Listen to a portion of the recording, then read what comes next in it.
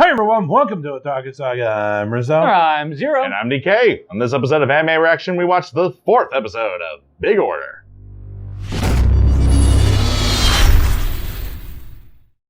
If you want to watch our reaction to the 4th episode of Big Order, hit that link in the description below. And be sure to leave us feedback in the comments section. We love hearing from it.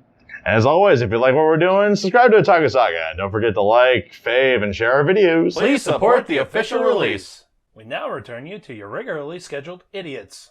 Ding! So in this episode of Big Order, where to begin? well, so he took, what's her name, to a hospital. EO. Yeah, EO. To the hospital. No one recognized him. No one recognized him, which I thought was very peculiar. Until after it was pointed out who he was.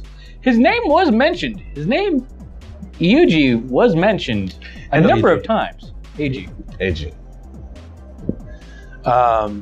Yeah.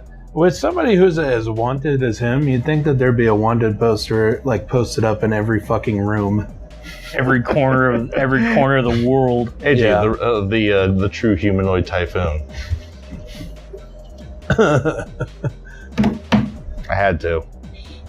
But so I would have thought that people would have recognized him a little quicker, but yeah, they have that sort of big scene with, damn it, I forgot her name, but the one who controls the rock god avatar. mm-hmm. They are the order who controls it. Yeah, G-string. G-string. There we go. Nickname confirmed. G-string. G-string and fake tits. Yeah, that's a in-universe nickname. So G-string.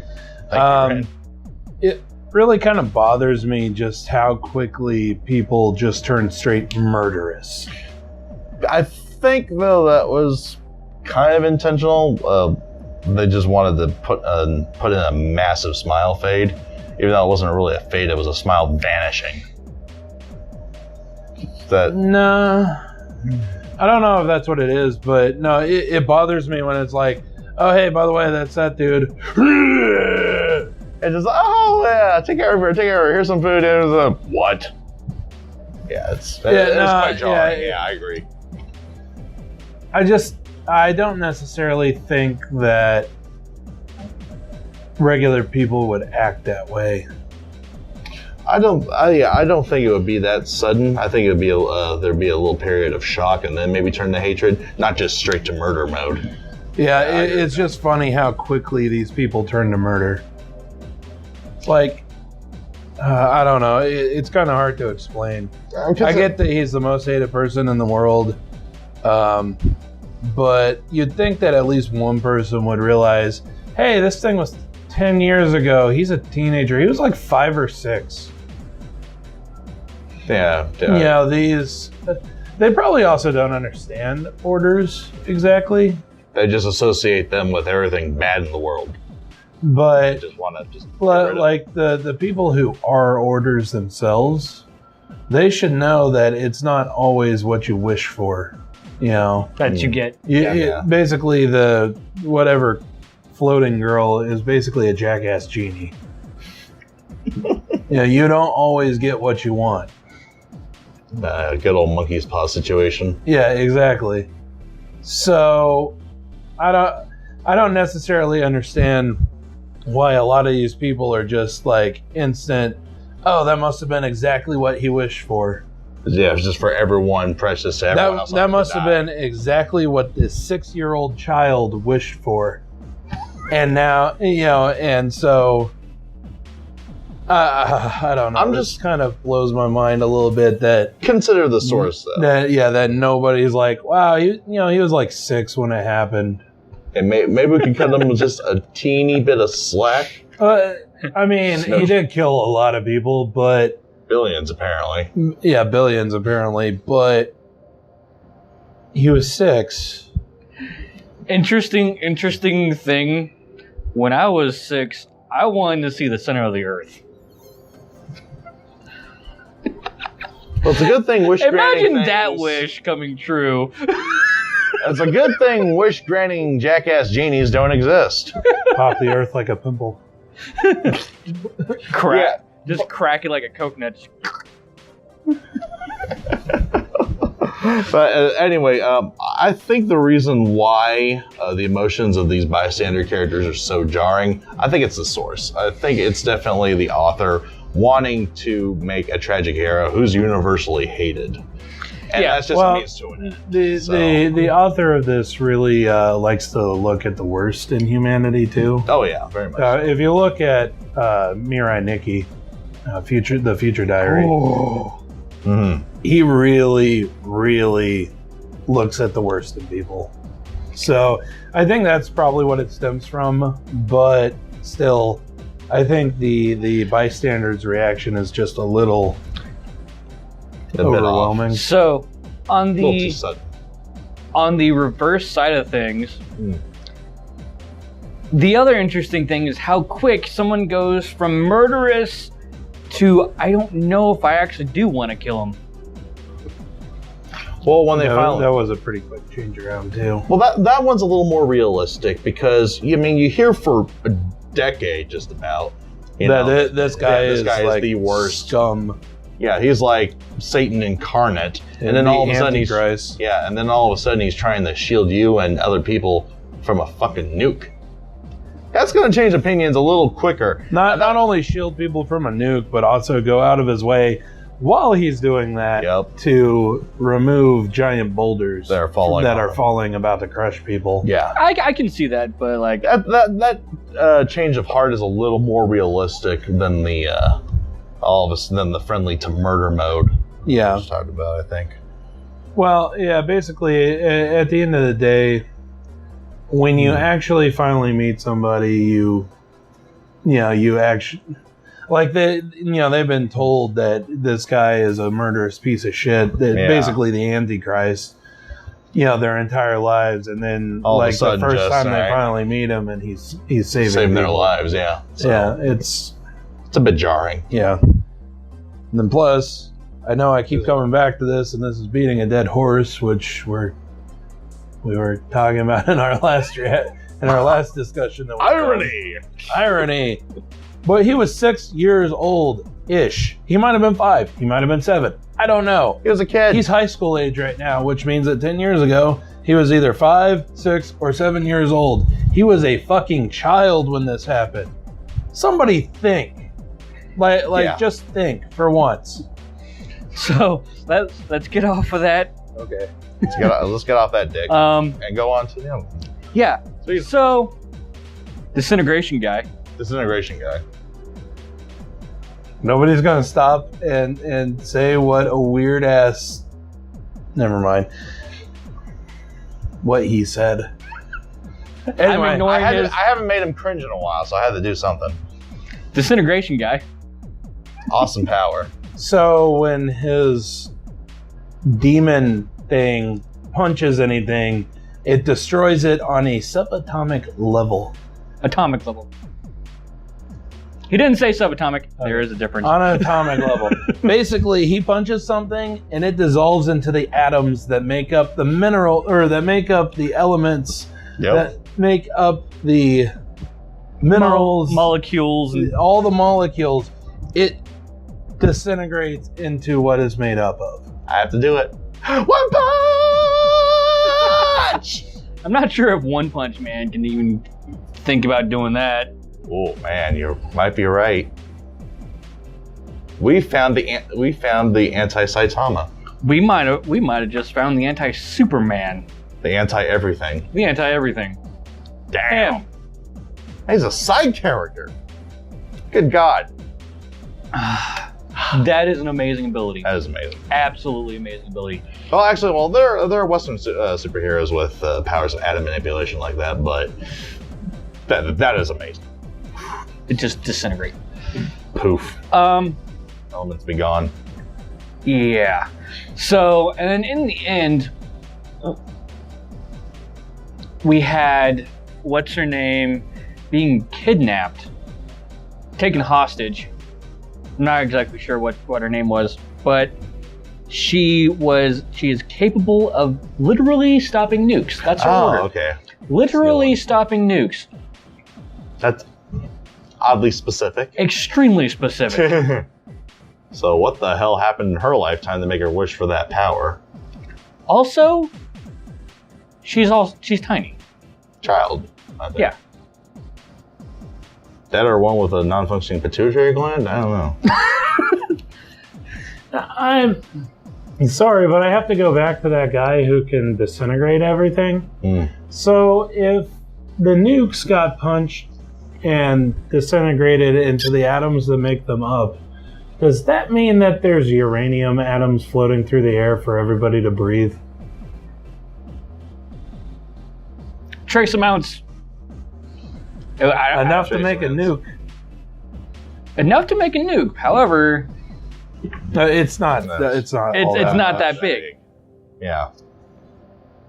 It's still like radioactive. It's like this much uranium, that much plutonium. But if the atoms are disintegrated, then they're not there. No, the atoms are still there. Like the That breaks it up. Everything up into atoms. yeah, the I don't know. I think the composition is more based on the combined strength of the atoms and not necessarily the atoms themselves. If there are any chemists or nuclear physicists in the comment section, set us straight on this, would you please? I doubt that's possible, but that's my theory.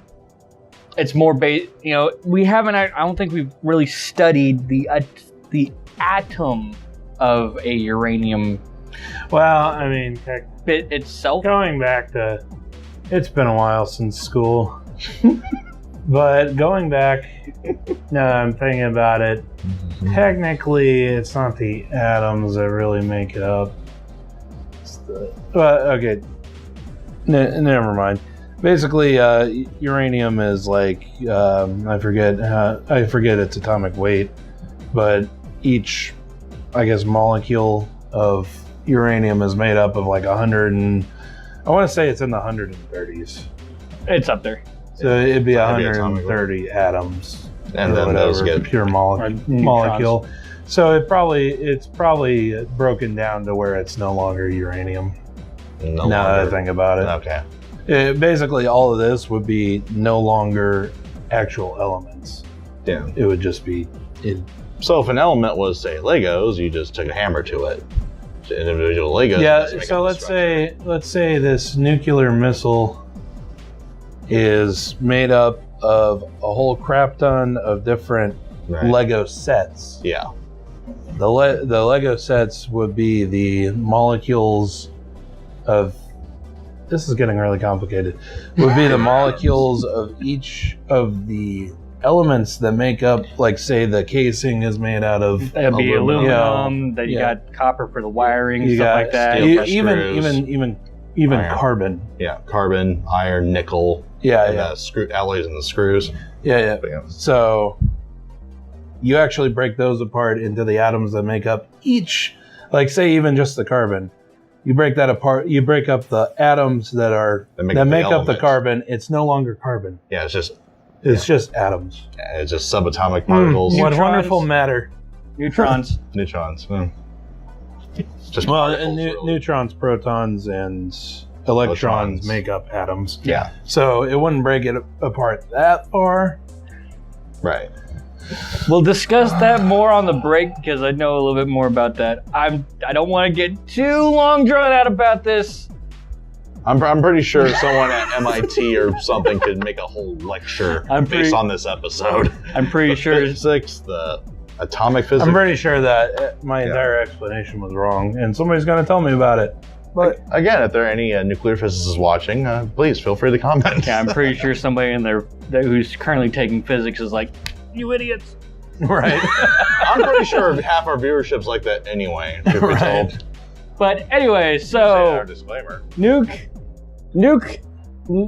the nuke null, Nuke null. Nuke Yep. null. the nuke nullifier Oh, okay. And, yeah. is apparently stolen, kidnapped, hostage from the UN. She's able of disabling humanity's greatest weapon. I mean, that is a pretty big deal. Yep. And again, oddly specific. What the hell? You know, what kind of wish did she make? Did she watch like Trinity Beyond the Atomic Bomb movie and have a nightmare? Also, how? I mean, most of these orders I can see happening and I can understand most of it, but how do you stop? They have like big avatars and whatnot that kind of help control things like that are manifestations of their power. How do you get so specific? Does she like reach out sort of like an edgy order, perhaps? And just no. I'm not really concerned about the how it works. More concerned with what situation in her life came about. Yeah. Where she would be so frightened by nuclear weapons that was her one wish. You know, a friggin' genie came down and was like, you can have one wish, it's an unlimited wish, you can have anything you want. And that's and it. She goes, I want to stop nukes.